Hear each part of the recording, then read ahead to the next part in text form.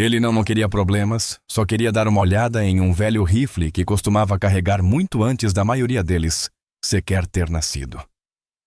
Mas o atendente riu das suas perguntas, zombou do seu andar mancando, chamou-o de vovô e mandou-o embora. O velho não discutiu. Saiu em silêncio, como sempre fazia, um passo de cada vez. O que o atendente não sabia era que o nome na plaqueta daquele homem ainda significava alguma coisa. E exatamente 1 hora depois, uma equipe inteira dos Navy SEALs chegou ao estacionamento. Sem sirenes, sem avisos, apenas uma dúzia de homens caminhando em formação, em completo silêncio, fazendo apenas uma pergunta. Onde ele está? Bem-vindo ao nosso canal. Antes de começarmos esta poderosa história sobre desrespeito, lealdade e redenção, diga nos comentários de qual cidade você está assistindo este vídeo hoje. E se você acredita que verdadeiros guerreiros nunca esquecem os seus, inscreva-se no canal. Essas histórias importam. A loja de armas ficava na periferia da cidade, entre uma loja de iscas e um depósito de ferragens. Suas janelas eram escuras o suficiente para dar uma falsa impressão de autoridade. Lá dentro, fileiras de rifles cobriam as paredes como troféus, e os balcões de vidro exibiam pistolas tão bem polidas que quase pareciam irreais. Atrás do caixa, 2 jovens atendentes estavam inclinados sobre seus celulares, prestando pouca atenção ao som suave de música country que tocava nos alto-falantes do teto. A loja não era movimentada, mas nunca precisou ser. Era o tipo de lugar que lucrava com a imagem. Exatamente às 10h43, a porta da frente tocou. O homem que entrou não chamou atenção. Ele simplesmente existia de uma forma que tornava tudo um pouco mais silencioso. Botas gastas, jeans remendados no joelho, uma jaqueta de couro marrom mais velha que metade da equipe. Seu rosto era marcado pelo tempo, mas tranquilo, olhos afiados sob a aba de um boné desbotado dos Navy SEALs. Ele se movia devagar, mas com propósito, seu mancar visível, porém nunca digno de pena. Ele não olhou ao redor. Caminhou direto até o balcão, apoiou suavemente a mão sobre o vidro e esperou. Um dos atendentes olhou para cima, forçou um sorriso. Precisa de alguma coisa, senhor? O velho assentiu uma vez. Sim. Queria saber se vocês ainda têm aquela réplica da M1 Garand, que fica na parede de trás, o modelo com a coronha original. O jovem piscou surpreso. Aquela é uma peça de colecionador. Não é algo que alguém vá querer disparar. Eu não pedi para disparar, disse o homem com a voz calma. Só queria segurá-la por um momento. Faz décadas que não toco em uma. O segundo atendente, um pouco mais velho, interveio com uma risada. Aquele rifle é mais pesado do que parece, vovô. Pode ser demais para suas costas. O velho não sorriu. Apenas respondeu. Eu costumava carregar um desses por selvas. Posso muito bem carregá-lo por um showroom. Foi aí que o tom mudou. O primeiro garoto riu alto demais. Ok, Rambo. A menos que vá comprar, está apenas ocupando espaço. Deixe os clientes de verdade entrarem. O segundo completou. Aqui não é museu. O velho fez uma pausa. Por um instante, parecia que ele ia dizer algo. Talvez corrigi-los. Talvez lembrá-los de quem ele era. Mas em vez disso, olhou para o balcão, assentiu para si mesmo e simplesmente disse, entendido. Então, virou-se, caminhou até a porta e saiu. Sem protestos, sem raiva, sem pedir para falar com o gerente. Apenas um homem sozinho mais uma vez, caminhando lentamente de volta para a margem de um país que havia esquecido o que alguns homens deram por ele. Lá dentro, os atendentes voltaram a rolar os celulares. Nenhum deles notou a mulher perto da prateleira de munição. Camiseta de ginástica dos anos 30, boné puxado para baixo, observando a cena em silêncio. Também não a viram sair 2 minutos depois. Pegar o telefone no bolso e fazer uma única ligação. Ela disse 3 palavras. Ele estava lá. Às 11h43, o estacionamento em frente à loja começou a encher, mas não com clientes. Um SUV preto fosco estacionou próximo à entrada. O motor permaneceu ligado. 1 minuto depois, outro veículo parou ao lado. Depois um terceiro. Sem música, sem movimentos. Apenas máquinas silenciosas com vidros escuros e intenções opacas. Dentro da loja, os atendentes ainda estavam brincando, ainda distraídos com seus celulares, ainda alheios ao fato de que a atmosfera lá fora estava mudando. Então as portas se abriram, 3 ao mesmo tempo, e 12 homens saíram. Seus movimentos eram deliberados, sem pressa, mas carregavam um peso que fazia as pessoas pararem no meio do passo. Eles não eram barulhentos. Não gritavam, mas havia algo na presença deles que tornava o ar mais denso. Alguns usavam roupas de outros, uniformes de gala. A maioria nem precisava de uniforme. O jeito como andavam já dizia quem eles eram. Estava nos ombros, nos olhos, na maneira como escaneavam as ruas por hábito, não por nervosismo. Cruzaram a calçada em silêncio e entraram um por um. O toque da porta soou suavemente quando entraram, e até esse som pareceu diferente. Nenhuma palavra foi dita. Eles simplesmente se posicionaram em formação semicircular, de frente para o balcão. O atendente mais jovem, sentado num banco atrás do caixa, mal levantou os olhos do celular. Bem-vindos, senhores. Procuram algo específico hoje? Disse sem muito interesse. Então ele olhou e congelou. 12 homens, ainda silenciosos, olhos fixos nele. O mais velho deles, cabelos grisalhos, queixo quadrado, peito coberto de medalhas e a insígnia inconfundível dos SEALs, deu um passo à frente. 1 hora atrás, disse calmamente, um de nós entrou por essa porta. Sua voz não era alta, mas atingiu com força. O segundo atendente, aquele que havia feito a piada antes, pigarreou, visivelmente desconfortável. Senhor, acho que houve um mal-entendido. O homem o cortou apenas com um olhar.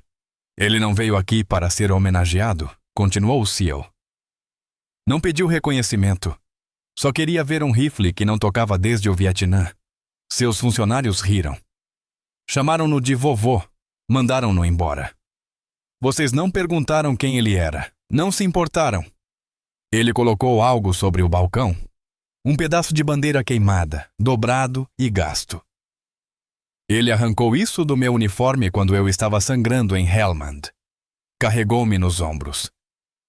22 horas sem rádio, sem apoio. Com um buraco no lado do corpo do tamanho de um punho. Ele nunca contou a ninguém. Nunca pediu agradecimentos.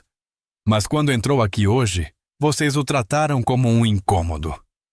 O atendente mais jovem engoliu em seco, movendo-se inquieto, olhos desviando para a porta como se quisesse fugir. O SEAL não se mexeu. Não estamos aqui por vingança. Não queremos um pedido de desculpas. Mas ele não falaria por si. Então estamos falando por ele. Outro SEAL deu um passo à frente e colocou uma foto sobre o balcão. 8 homens, braços sobre os ombros uns dos outros, cobertos de poeira e queimados de sol, mas sorrindo. O homem no centro, mais jovem naquela época, era inconfundível agora. Era o mesmo que eles haviam ridicularizado 1 hora antes. A boca do atendente se entreabriu. Eu não sabia. O SEAL líder assentiu lentamente. Exatamente, você não perguntou. Sem ameaças, sem exigências, apenas a verdade. Então o primeiro homem se virou. Os outros o seguiram. 12 deles saíram da loja do mesmo jeito que entraram. Sem alarde, sem som, deixando para trás um silêncio que nenhuma bala poderia replicar.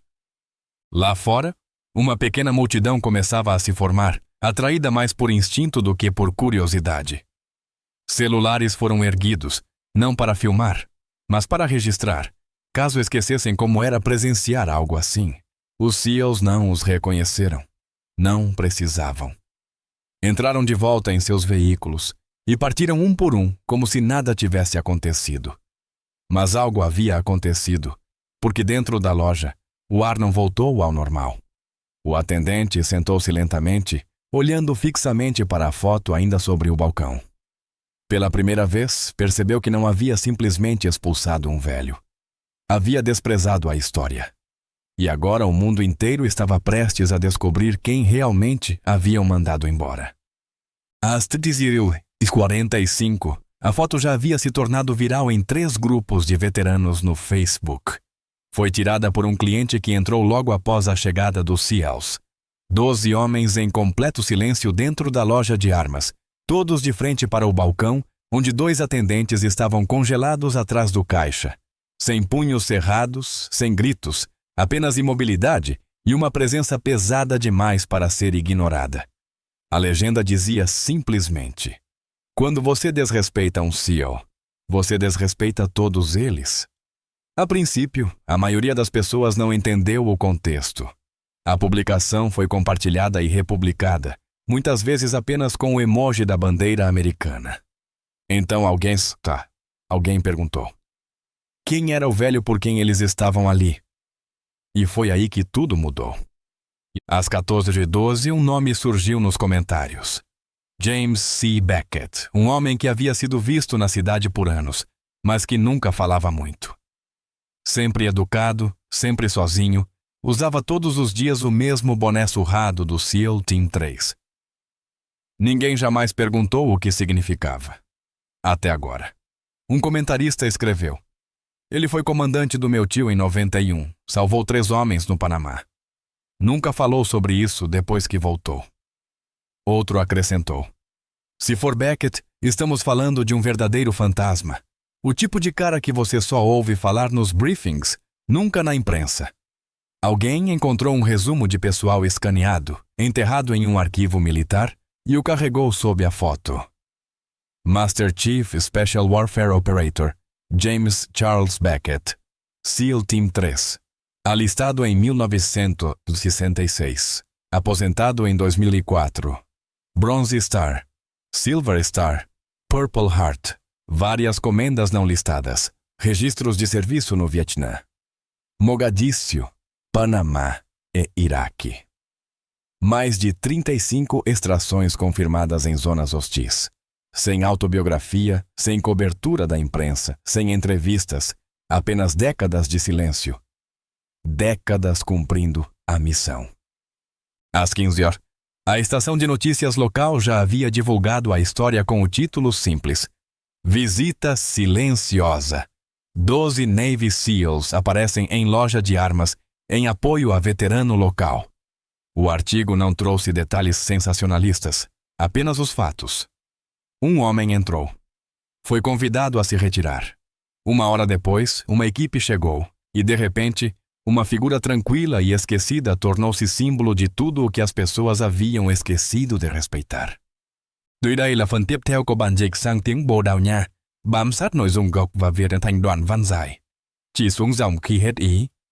Na loja, o silêncio não se dissipou. E os atendentes não haviam trocado uma palavra sequer em mais de 1 hora. A fotografia deixada pelos SEALs ainda estava sobre o balcão, mostrando 8 homens em uma foto em preto e branco no deserto. Estavam cobertos de lama, queimados de sol, jovens, mas com olhares endurecidos. Beckett estava no centro, de braços cruzados e um meio sorriso que não dizia nada, mas ao mesmo tempo dizia tudo. Clientes que chegaram depois não perguntavam mais sobre munição ou equipamentos. Perguntavam quem era o homem da foto. Perguntavam se ele voltaria. Um cliente mais velho, um fuzileiro da Guerra do Golfo, ficou parado diante da foto por 1 minuto inteiro. Depois a saudou e saiu sem dizer uma palavra. Às 16h, uma publicação administrada por veteranos divulgou uma breve matéria intitulada Aqueles que permanecem quando você se vai. O texto terminava com uma frase que seria citada milhares de vezes nos dias seguintes. James Beckett não precisava falar. Seu silêncio foi sustentado por 12 vozes que também escolheram não levantar as deles. Dentro da loja, o gerente chegou pálido segurando o celular na mão, tentando entender o que havia acabado de acontecer. A foto já havia sido enviada para ele 2 vezes antes mesmo de estacionar no local. O pedaço de bandeira queimada que os SEALs haviam deixado no balcão continuava ali, intocado. Ele não culpou os atendentes. Nem sequer falou com eles. Simplesmente caminhou até a vitrine, retirou a M1 Garand que o velho havia pedido para ver e a colocou sobre o balcão ao lado da foto. Depois pegou uma folha de papel, escreveu algo à mão e colocou em uma moldura de acrílico ao lado da arma. Sem cerimônias, apenas uma linha de texto. Ele a carregou uma vez. Agora carregaremos a memória. Do lado de fora da loja, alguém havia deixado uma única flor branca encostada na porta. Depois, uma moeda de desafio. Depois, um pedaço de papel dobrado com apenas uma palavra: respeito. Ao anoitecer, uma pequena multidão havia se formado. Alguns vieram prestar homenagens. Outros apenas queriam ver o lugar onde algo real havia acontecido. Não houve protestos, não houve gritos, não houve indignação, apenas silêncio. Um tipo de reverência que dizia mais do que 1000 manchetes poderiam dizer. Quanto a Beckett, ele não respondeu à repercussão. Não postou nada, não deu entrevistas. Ele sequer sabia da onda que se formava na internet. Foi para casa da mesma forma que chegou, despercebido. Mas pela primeira vez em anos, quando alguém o encontrava na calçada, não passava por ele sem olhar. As pessoas olhavam 2 vezes, porque agora a cidade sabia exatamente quem haviam mandado embora e quem respondeu no lugar dele. Nos dias que se seguiram, algo mudou na cidade. Não de forma dramática, nem pública, mas profundamente. A loja de armas, antes apenas mais um comércio com caixa registradora e prateleiras de equipamentos táticos, tornou-se algo diferente. Já não se tratava mais de armas, tratava-se de memória. As pessoas iam lá não para comprar, mas para refletir. Veteranos entravam não com listas de compras, mas com histórias. Alguns deixavam insígnias de suas próprias unidades ao lado da foto de Beckett. Outros perguntavam em voz baixa: ele está bem? Ninguém realmente sabia. A verdade é que James Beckett não havia mudado sua rotina. Continuava caminhando 2 milhas todas as manhãs antes que o sol subisse demais. Continuava parando no mesmo restaurante de esquina para tomar café preto, sem açúcar. Continuava sentado sozinho no mesmo banco no fundo do salão, aquele que ninguém nunca pedia para compartilhar. E nunca mencionou o dia em que foi expulso da loja ou os homens que apareceram por ele. Nem para a garçonete, nem para o cozinheiro, nem mesmo para o velho fuzileiro que às vezes lhe acenava com a cabeça do outro lado da sala. Mas as pessoas notaram mesmo assim.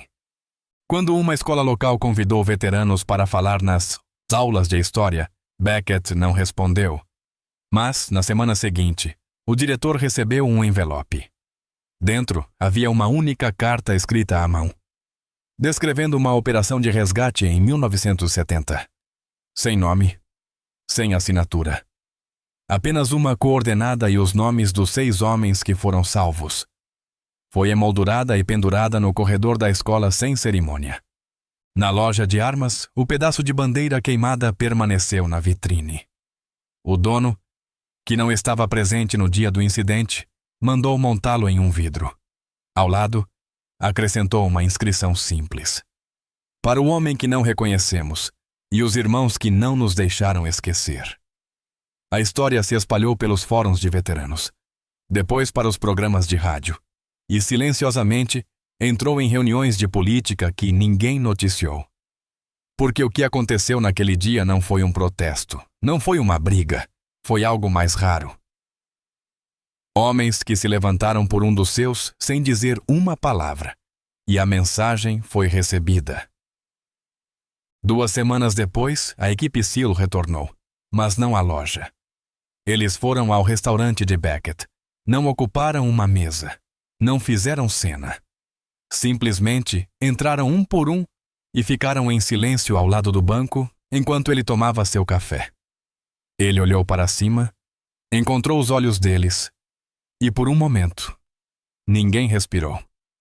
Então, O mais jovem entre eles, aquele que ainda não havia nascido quando Beckett deixou o serviço, falou: Senhor, se não se importar, gostaríamos de sentar com o senhor. Beckett assentiu uma vez. Eles ocuparam o banco sem dizer mais nada. E pela próxima hora, ninguém no restaurante ouviu uma única palavra. Mas todos ali se lembraram do silêncio, porque ele falou mais alto do que qualquer outra coisa poderia. Alguns homens não precisam de títulos para serem respeitados. Eles não pedem reconhecimento. Eles não levantam suas vozes. Eles simplesmente fazem o que precisa ser feito e depois desaparecem no silêncio. O chefe James Beckett não veio para provar nada. Não estava lá para ser reconhecido, agradecido ou ouvir que era importante. Ele já sabia quem ele era. O que importava era que sua equipe também sabia. Que eles não haviam esquecido. Que quando o mundo ficou pequeno e silencioso, eles apareceram. Não com indignação, mas com presença. Isso é lealdade, isso é irmandade. Esse é o código que não se imprime em placas, nem se grita em discursos. Ele é carregado silenciosamente, uma missão de cada vez. A maioria das pessoas não teria notado o homem com o boné desbotado e o andar mancando. Mas 12 SEALs notaram. E agora nós também. Então, eu te pergunto, você já conheceu alguém como o chefe Beckett? Alguém que serviu, que nunca pediu elogios, que nunca contou sua história, mas que mesmo assim mudou vidas. Escreva o nome dele nos comentários. Conte como ele viveu. Diga as coisas que ele nunca diria, porque ele merece ser lembrado. E se esta história tocou você, inscreva-se no nosso canal. Estamos aqui para garantir que homens como Beckett nunca mais sejam invisíveis. O silêncio deles foi conquistado. Agora é hora de falarmos por eles. Nos vemos na próxima história. E até lá. Se algum dia você vir um velho parado em silêncio em uma loja, em um restaurante ou em uma sala de aula, não pergunte o que ele fez. Apenas dê-lhe espaço, porque ele já fez.